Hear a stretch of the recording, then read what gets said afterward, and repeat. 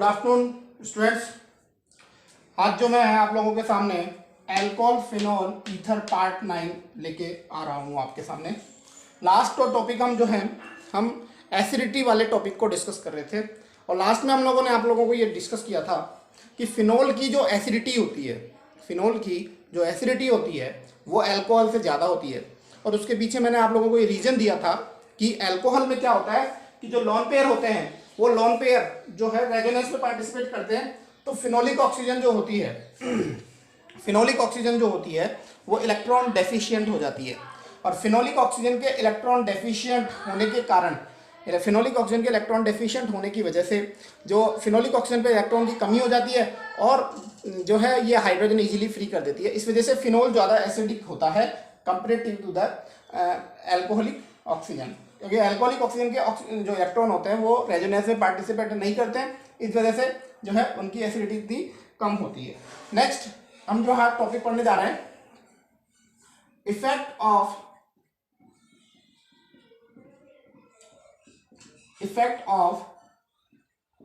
substituents,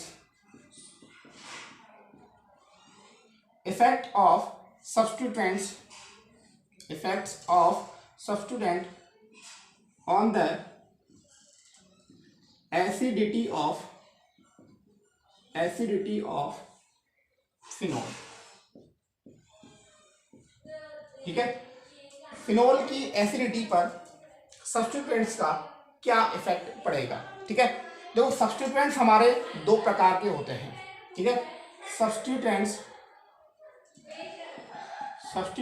are two types. Substituents हमारे दो प्रकार के होते हैं। एक हमारे जो सब्स्टिट्यूएंट होते हैं वो इलेक्ट्रॉन रिलीजिंग ग्रुप्स होते हैं। एक सब्स्टिट्यूएंट्स हमारे होते हैं इलेक्ट्रॉन रिलीजिंग ग्रुप्स। ठीक है, इलेक्ट्रॉन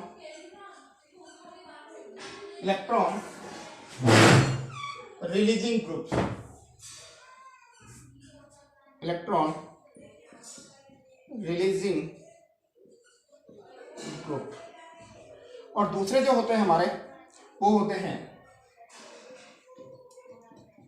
इलेक्ट्रॉन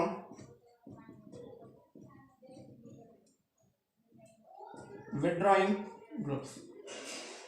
एक होते हैं इलेक्ट्रॉन रिलीजिंग ग्रुप्स और दूसरे हमारे जो होते हैं वो इलेक्ट्रॉन विड्रॉइंग ग्रुप्स होते हैं। इलेक्ट्रॉन रिलीजिंग ग्रुप्स क्या होते हैं कि वो इलेक्ट्रॉन को रिलीज करते हैं, इलेक्ट्रॉन प्रोवाइड कराते हैं। ठीक है, जिस ग्रुप से जुड़े होते हैं उस ग्रुप को इलेक्ट्रॉन प्रोवाइड करते हैं। तो these groups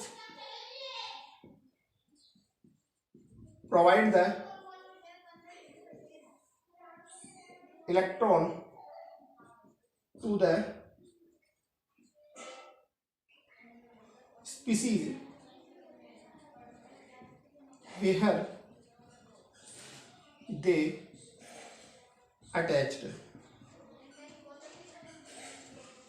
मतलब जिस स्पीसीज पे जुड़े होंगे तो वो वहां पे इलेक्ट्रॉन जोड़ेंगे, मतलब बढ़ाएंगे। और इलेक्ट्रॉन विड्रॉइंग ग्रुप्स का मतलब होता है ये इलेक्ट्रॉन्स को अपनी ओर अट्रैक्ट करेंगे। तो these groups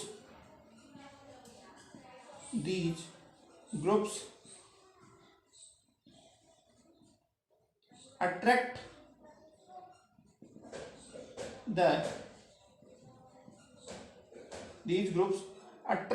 the electron from species where they attached, कि जहां वे अटैच होते हैं वहां से इलेक्ट्रॉन खींचते हैं। अब कौन कौन से इलेक्ट्रॉन रिलीजिंग ग्रुप्स होते हैं, देखो CH3 ग्रुप रिलीजिंग होता है, OCH3 रिलीजिंग ग्रुप होता है, NH2 रिलीजिंग ग्रुप होता है, OH रिलीजिंग ग्रुप्स होता है, और भी बहुत सारे रिलीजिंग ग्रुप्स हैं। ठीक है, तो मेन हमारे ये वाले काम के हैं, मिथाइल मेथोक्सी एमिनो OH। ठीक है, इलेक्ट्रॉन विड्रॉइंग ग्रुप कौन से होते हैं, देखो इलेक्ट्रॉन विड्रॉइंग ग्रुप है NO2 CHO COOH SO3H। ये ग्रुप जो है हमारे कैसे इलेक्ट्रॉन विड्रॉइंग ग्रुप्स है। तो आप लोगों को कुछ एग्जांपल्स याद होने चाहिए कि ये विड्रॉइंग और ये, ठीक है। तो यहाँ आप लोगों को सब्स्टिट्यूएंट्स हो गया। अब हमें सब्स्टिट्यूएंट्स पढ़ लिए कि सब्स्टिट्यूएंट दो प्रकार के होते हैं, एक तो इलेक्ट्रॉन रिलीजिंग ग्रुप होते हैं, इलेक्ट्रॉन रिलीजिंग ग्रुप्स होते हैं वो इलेक्ट्रॉन डेंसिटी को बढ़ाते हैं, और इलेक्ट्रॉन विड्रॉइंग ग्रुप्स होते हैं वो इलेक्ट्रॉन डेंसिटी को घटाते हैं। ठीक है, यहां से अब देखो बच्चों, आप लोगों को पता है फिनोल की एसिडिटी के बारे में हम बात करें कि फिनोल की एसिडिटी जब ज्यादा होगी जब फिनोलिक ऑक्सीजन के पास में इलेक्ट्रॉन डेंसिटी क्या होगी, फिनोलिक ऑक्सीजन के पास में इलेक्ट्रॉन डेंसिटी कम होगी। और यदि फिनोलिक ऑक्सीजन के पास में इलेक्ट्रॉन डेंसिटी ज्यादा होगी तो उसकी एसिडिटी कम होगी। मैं रिपीट करता हूं एक बार, when the phenolic oxygen contain higher electron density then its acidity is lower, while if the phenolic oxygen contain higher electron density, मैं वापस रिपीट करता हूं, if the phenolic oxygen contain lower electron density then the acidic nature of the phenols is higher। ठीक है, यदि phenolic oxygen पर electron ज्यादा होंगे तो उसकी एसिडिटी कम होगी, और फिनोलिक ऑक्सीजन पर इलेक्ट्रॉन डेंसिटी कम होगी तो उसकी एसिडिटी ज्यादा होगी। तो हम ये कह सकते हैं क्या कि जब इलेक्ट्रॉन रिलीजिंग ग्रुप्स फिनोल से जुड़ते हैं, फिनोल में किसी फिनोल रिंग पे जुड़ते हैं तो वो इलेक्ट्रॉन डेंसिटी बढ़ाएंगे, और इलेक्ट्रॉन डेंसिटी बढ़ने से फिनोलिक ऑक्सीजन पर इलेक्ट्रॉन डेंसिटी बढ़ेगी और एसिडिटी क्या होगी, घटेगी। देखिए यहां पे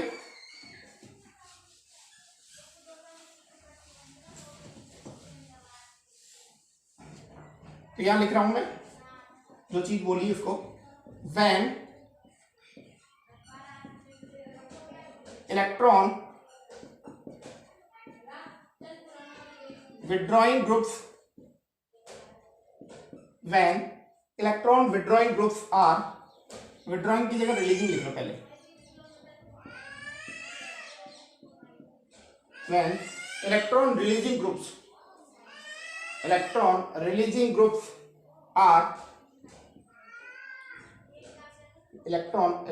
groups are attached to the phenol, then these groups are increase the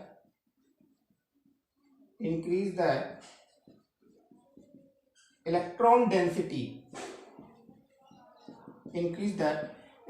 density, 8 phenolic oxygen।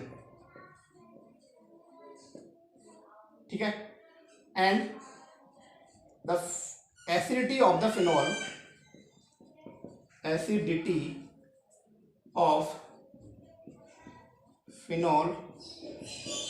Increase. Phenol की जो एसिडिटी है वो क्या हो जाएगी, इंक्रीज हो जाएगी। ठीक है, नेक्स्ट हम चलते हैं। तो जब इलेक्ट्रॉन रिलीजिंग ग्रुप्स फिनोल से जुड़ेंगे तो वो बेंजीन रिंग पर क्या कर देंगे, इलेक्ट्रॉन डेंसिटी बढ़ा देंगे, और फिनोलिक ऑक्सीजन पर इलेक्ट्रॉन डेंसिटी बढ़ जाएगी तो एसिडिटी कम हो जाएगी।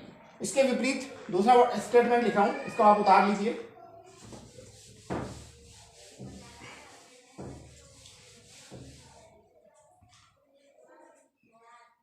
when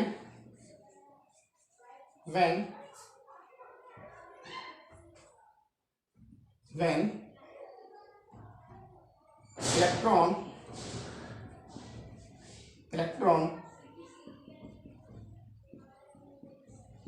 withdrawing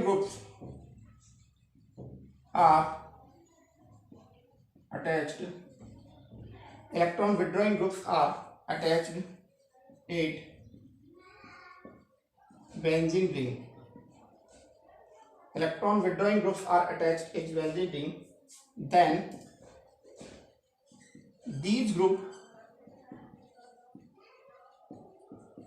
decrease the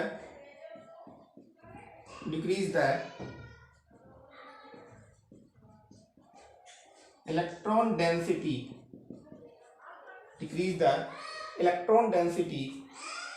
at benzene ring, and the phenolic oxygen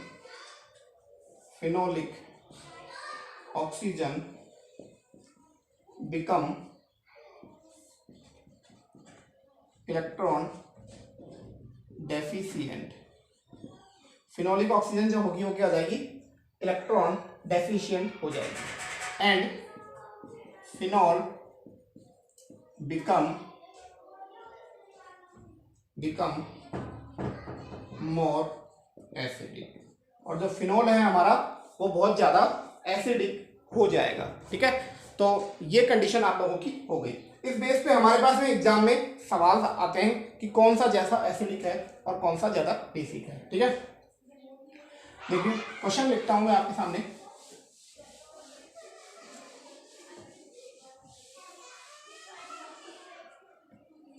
question है, in which of the following compound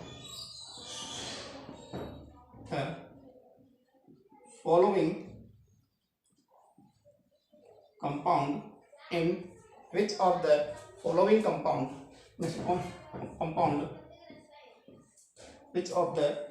compound following phenolic compound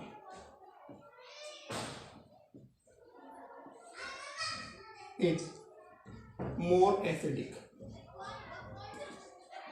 ठीक है, ऑप्शन ए है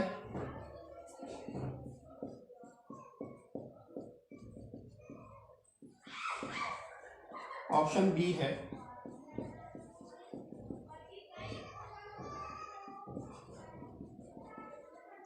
ऑप्शन सी है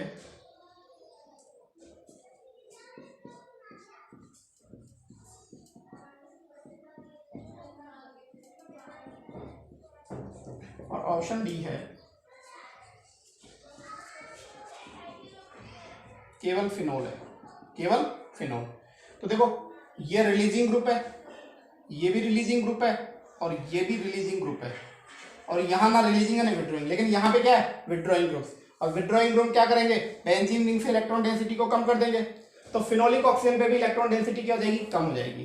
तो ये जो आपका है कंपाउंड 2 नंबर का, ये सबसे ज्यादा आंसर इसका क्या हो जाएगा 2, क्योंकि इलेक्ट्रॉन विड्रॉइंग ग्रुप्स जो होते हैं वो क्या बढ़ाते हैं, एसिडिटी को इंक्रीज कर देते हैं, क्योंकि फिनोलिक ऑक्सीजन पे इलेक्ट्रॉन डेंसिटी कम हो जाती है। ठीक है, इधर देखो आगे,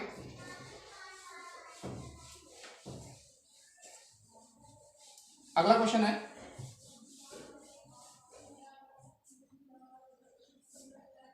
राइट द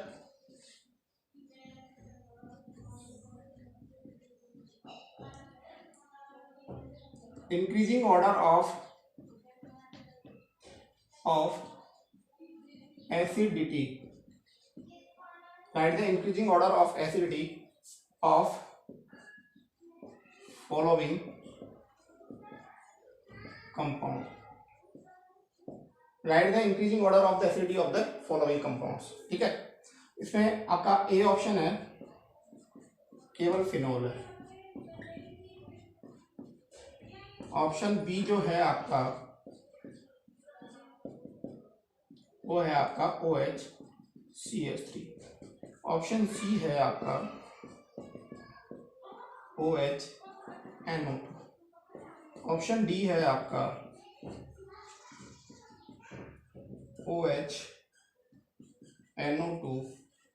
एंड NO2, और ऑप्शन ई है आपका OHNO2 NO2 NO।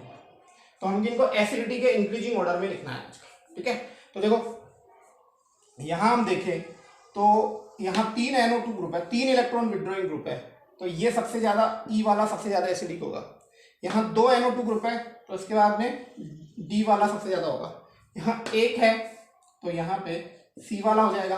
अब देखो यहाँ इलेक्ट्रॉन रिलीजिंग है, यहाँ कोई ग्रुप नहीं है, तो इसके बाद में यहाँ ए हो जाएगा, और ए के बाद में सबसे कम क्या हो जाएगा, बी हो जाएगा, क्योंकि इलेक्ट्रॉन रिलीजिंग ग्रुप जो होते हैं, इलेक्ट्रॉन रिलीजिंग ग्रुप्स जो होते हैं वो एसिडिटी को क्या करते हैं, घटाते हैं, जबकि इलेक्ट्रॉन विड्रॉइंग ग्रुप्स जो होते हैं वो क्या होते हैं, एसिडिटी को बढ़ाते हैं। इस चीज का आप ध्यान रखेंगे कि electron releasing groups are decrease the acidity of the compound, while electron withdrawing groups are increase the acidity of the compound। तो ये क्वेश्चन आपका कंप्लीट हो गया। ठीक है, नेक्स्ट हम देखते हैं हाइड्रोलाइसिस ऑफ द फिनॉल। ठीक है, देखो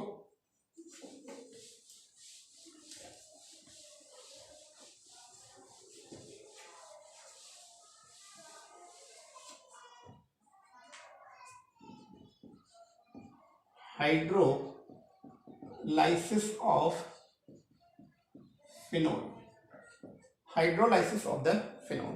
देखो बच्चों,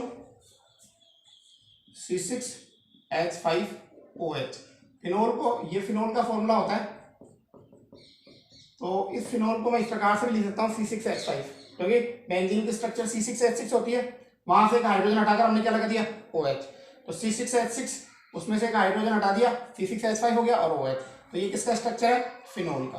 तो आप लोग ऐसा भी समझे कि फिनोल C6H5OH भी फिनोल होता है। बच्चों के दिमाग में क्या होता है कि नहीं सर आपने तो फिनोल ये बताया था, ऐसा नहीं है, ये इसका ओपन फॉर्मूला है, ये इसका कॉम्पैक्ट फॉर्मूला है, ठीक है।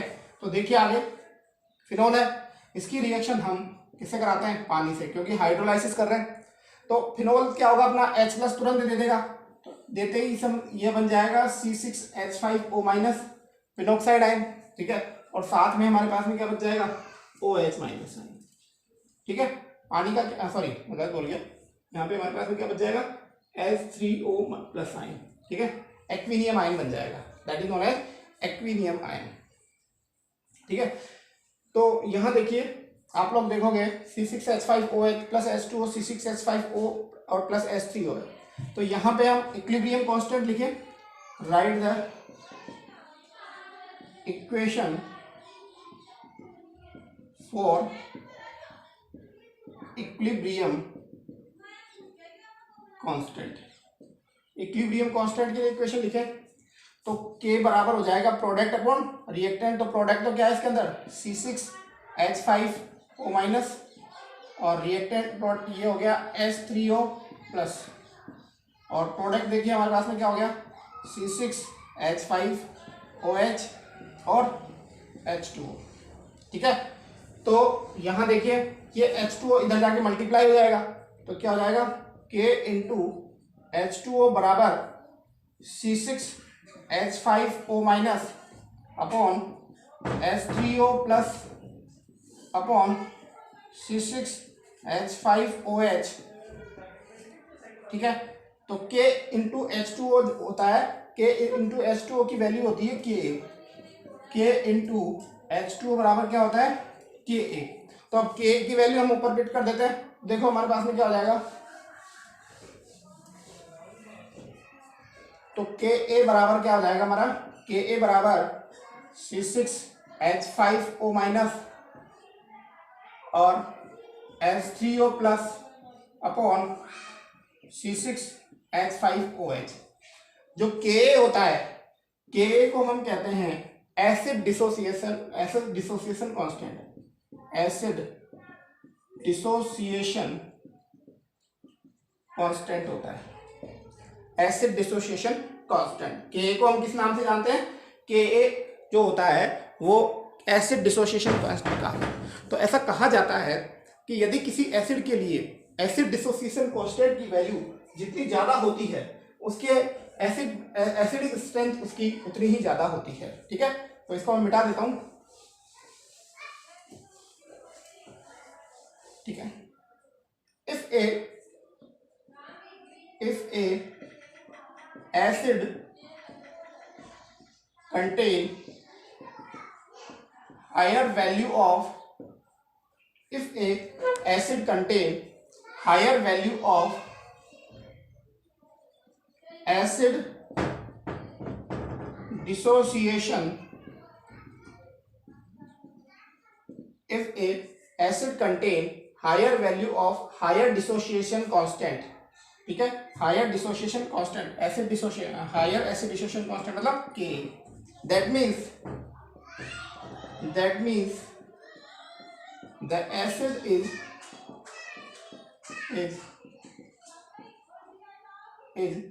highly acidic, and if a acid contain lower value of Ka, if a acid contain lower value of Ka, that means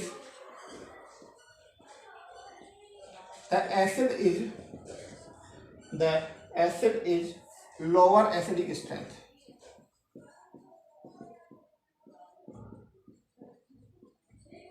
ठीक है। यदि किसी एसिड के लिए Ka का मान ज्यादा होगा तो वो एसिड कैसा होगा, स्ट्रॉन्ग एसिड होगा, और यदि किसी एसिड के लिए Ka का मान कम होगा तो वो एसिड कैसा होगा, वो एसिड आपका वीक एसिड होगा, ठीक है। तो हम लोग यदि कोई ज्यादा एसिडिक है तो उसका लिए Ka का मान क्या होगा, ज्यादा होगा, और यदि कोई एसिड कमजोर है तो उसके लिए Ka का मान क्या होगा, कम होगा, ठीक है। एक तो ये रिलेशन आ गया, ठीक है। लेकिन आजकल जो है मॉडर्न केमिस्ट्री में Ka की जगह हम क्या यूज करते हैं, pKa यूज करते हैं, ठीक है। मैं इसको मिटा रहा हूं।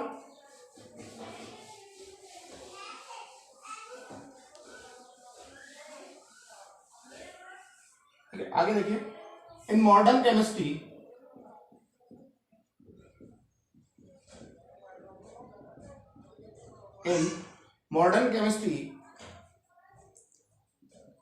Ka is represented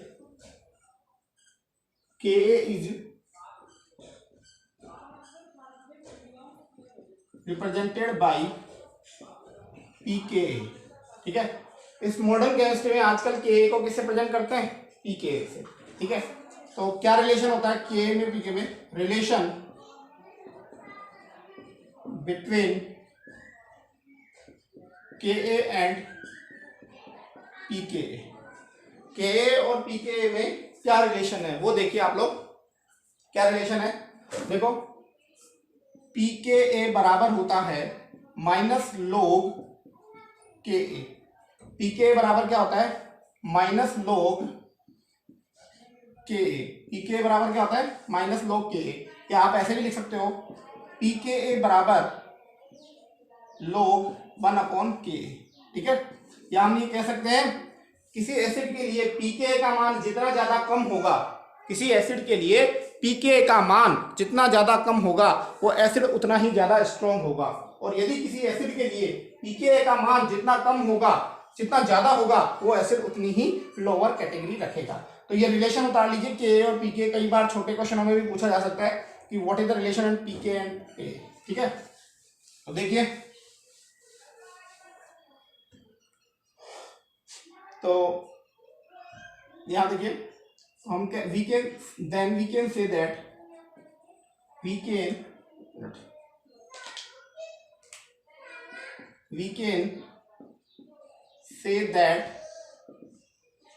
we can say that if a acid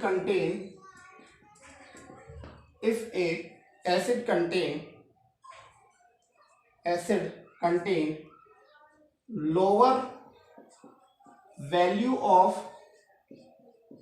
pKa, that means this acid is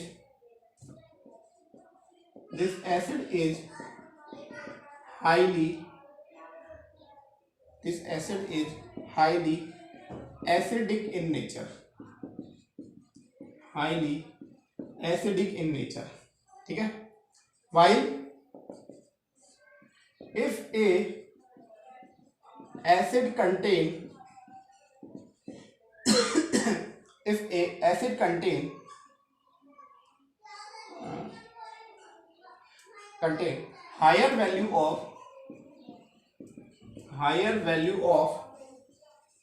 higher value of pKa, that means this acid is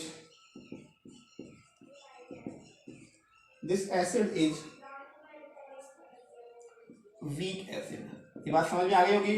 pKa का मान किसी एसिड के लिए किसी एसिड के लिए कम होता है तो वो एसिड आपका स्ट्रॉन्ग एसिड होता है, और pKa का मान यदि किसी होने के pKa का मान जो है कम होता है तो वो स्ट्रॉन्ग होता है, और pKa का मान ज्यादा होता है तो एसिड स्ट्रॉन्ग एसिड होता है, ठीक है। बात समझ में आ रही होगी आप लोगों को। आगे देखिए,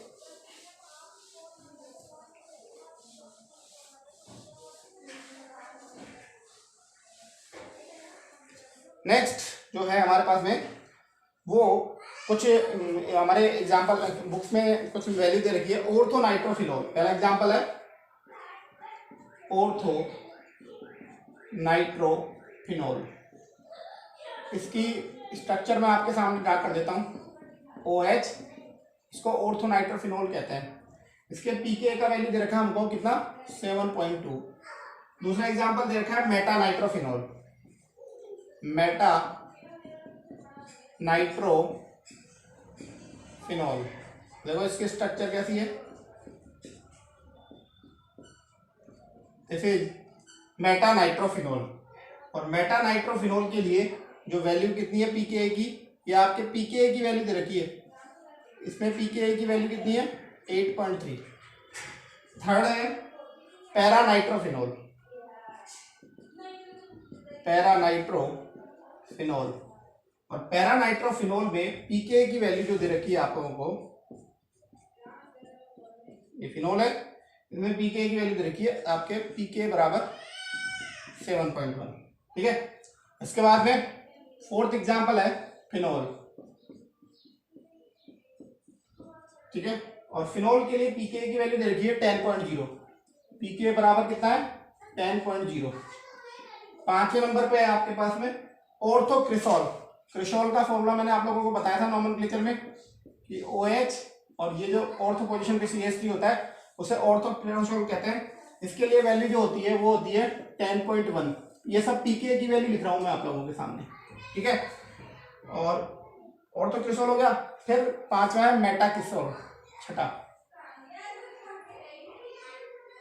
है मेटाक्रिसॉल। मेटाक्रिसॉल का फॉर्मूला क्या होगा आपका, मेटाक्रिसॉल ये होगा OHCH3, this is known as metacresol. इसके लिए वैल्यू होती है ऑर्थोक्रिसॉल की 10.2 है, इसकी 10.1 है। ठीक है। फिर पैराक्रिसॉल जो है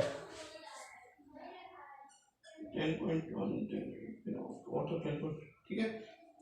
सातवां है पैराक्रिसॉल। पैराक्रिसॉल की जो वैल्यू होती है वो है आपके 10.2, लगभग ऑर्थो के बराबर ही है। ठीक है। तो ये आप लोगों के पास में। और एक लास्ट रहेगा एथेनॉल। एथेनॉल तो आप जानते ही हो, इसकी वैल्यू दे रखी है 15.9। तो अब देखो आप लोग यहाँ सब किसकी वैल्यू दे रखी है, ये सब वैल्यू किसकी है, पीके की वैल्यू है। किसकी वैल्यू है, पीके की।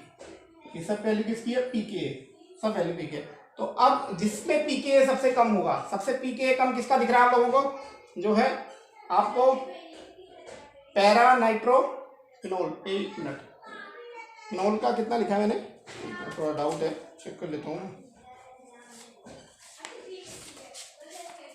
हाँ, फिनॉल का 10.0 है, ये है पैरा नाइट्रोफिनॉल है, सॉरी यहाँ पे चेक करें। ठीक है, पैरा नाइट्रोफिनॉल। तो सबसे कम किसका है, 3 नंबर का 7.1। फिर इसका तो सबसे ज्यादा एसिडिक कौन होगा, 3 नंबर, क्योंकि जिसके पीके का मान सबसे कम होगा, जिसके पीके का मान सबसे कम होगा वो सबसे ज्यादा एसिडिक होगा। तो फिर सबसे पहले इसका 7.1, फिर ऑर्थो, उसके बाद में क्या आ जाएगा फर्स्ट, फिर उसके बाद में 8.3, तो फिर उसके बाद में क्या आ जाएगा सेकंड, फिर उसके बाद में देखो हमारे पास में फिनोल आ जाएगा 4 नंबर पे, फिर देखो 10.1, फिर ये आ जाएगा 6 नंबर, फिर देखो 5 और 7 लगभग बराबर है, तो 5 और लगभग 7 लगभग बराबर हो गया, और फिर लास्ट में कितना आ जाएगा 8 आ जाएगा। तो ये हमारे एसिडिटी का ऑर्डर हो गया। तो इस चीज से आप लोगों को ये समझ में आ रहा होगा कि यदि आप लोगों को पीके की वैल्यू दी गई हो एग्जाम के अंदर, तो आप लोग उन वैल्यू को देखकर आप एसिडिक स्ट्रेंथ कैलकुलेट कर सकते हो। जिस कंपाउंड की पीके की वैल्यू कम है वो कंपाउंड ज्यादा एसिडिक होगा, और जिस कंपाउंड की पीके की वैल्यू ज्यादा होगी वो लेस एसिडिक होगा। ठीक है, तो आप लोगों को पीके से रिलेटेड क्वेश्चन वो एग्जाम में पूछ सकता है। अगली क्लास में कुछ एग्जांपल्स भी हम लोग कर लेंगे। लास्ट में जाते जाते मैं आप लोगों को एक टॉपिक जो है रह गया था, वो उसका आधा मैंने बता दिया था लास्ट क्लास में, आधा आज रह गया, अभी मुझे याद आया। तो हमने क्वेश्चन किया था कि why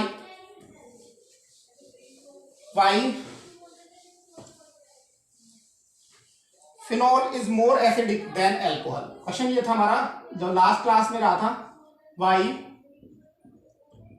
phenol is more acidic, why phenol is more acidic than alcohol. ठीक है, तो इसमें मैंने ये बताया था कि जो फिनॉल के ऊपर ऑक्सीजन होती है, फिनोलिक ऑक्सीजन के ऊपर लोन पेयर प्रेजेंट होने की वजह से फिनोलिक ऑक्सीजन के ऊपर लोन पेयर प्रेजेंट, वो रोज पेयर किसके अंदर चले जाते हैं, वो लोन पेयर रिंग में चले जाते हैं, तो फिनोलिक ऑक्सीजन के पास में इलेक्ट्रॉन डेंसिटी कम हो जाती है। इस वजह से इसका एक रीजन हो रहा है बेटा कि फिनोल जो होता है, फिनोल जो है टू स्टेट में एग्जिस्ट होता है, मतलब दो स्थिति रखता है फिनोल, ठीक है। तो देखो phenol contain two type of structure. कौन कौन सी? एक तो ये फिनोलिक स्ट्रक्चर बोलते हैं इसको, तो this is known as phenolic oxygen, ठीक है।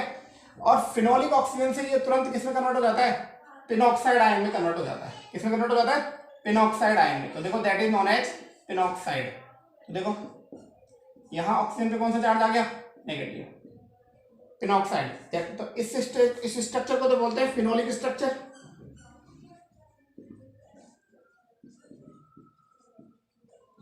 और इस स्ट्रक्चर को बोलते हैं पिनॉक्साइड स्ट्रक्चर।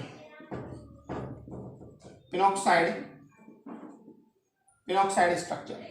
तो देखो बच्चों, आप लोग देखोगे कि फिनोलिक स्ट्रक्चर जो होती है वो लेस स्टेबल होती है, जबकि पिनॉक्साइड स्ट्रक्चर जो है हायर स्टेबल होती है। क्योंकि आप लोगों को पता है ऑक्सीजन जो होती है वो तब ज्यादा स्टेबल होती है जब उसके ऊपर नेगेटिव चार्ज हो, और ये नेगेटिव चार्ज जो होता है पिनॉक्साइड आयन का वो रेजोनेंस के द्वारा स्टेबलाइज होता है। देखो इधर, ठीक है। तो यहां लिख सकते हैं हम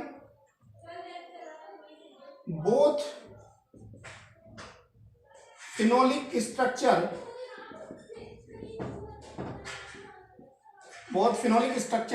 and phenoxide structure, both phenolic structure and pinoxide structure is more stable. Pinoxide structure is more stable because this pinoxide ion is stable. This pinoxide ion is stable by resonance.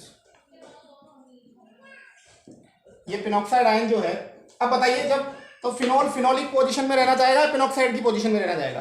Phenol जो है अपनी पिनॉक्साइड वाली position में रहना पसंद करेगा। क्यों? क्योंकि ये ज्यादा स्टेबल है, ठीक है। अब मैं आप लोगों को पिनॉक्साइड की स्टेबिलिटी को समझा देता हूं कि कैसे पिनॉक्साइड स्टेबल ज्यादा होता है उसकी पिनॉक्साइड। तो अब इसके अंदर मैं लिख रहा हूं resonating structure of the phenoxide ion. Resonating structures of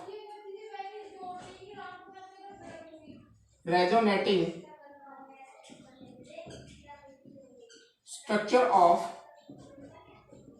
pinoxide ion, resonating structure of pinoxide ion।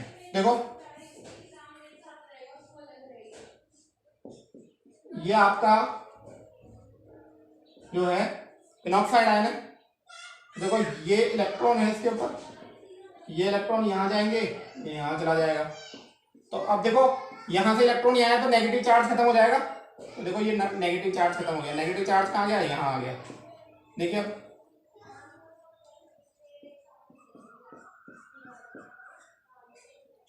तो देखो ये डबल बॉन्ड O, यहाँ नेगेटिव चार्ज आ गया।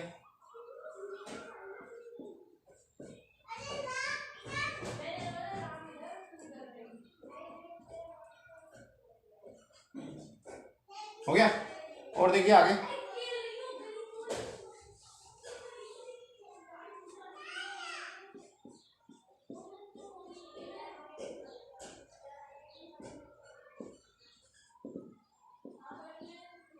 ये बॉन्ड यहाँ चले गए, फाइनली ये वापस यहाँ आ गया। तो बताइए पिनॉक्साइड आयन की स्टेबिलिटी ज्यादा होगी नहीं, क्योंकि रेजोनेंस पार्टिसिपेट कर रहा है इसके अंदर। क्या स्टेप कर रहा है, रेजोनेंस पार्टिसिपेट कर रहा है, ठीक है। तो हम कह सकते हैं phenoxide ion is more stable than phenoxide ion, ठीक है। तो हम कह सकते हैं ये हो गया पिनॉक्साइड आयन की। सो वी कैन से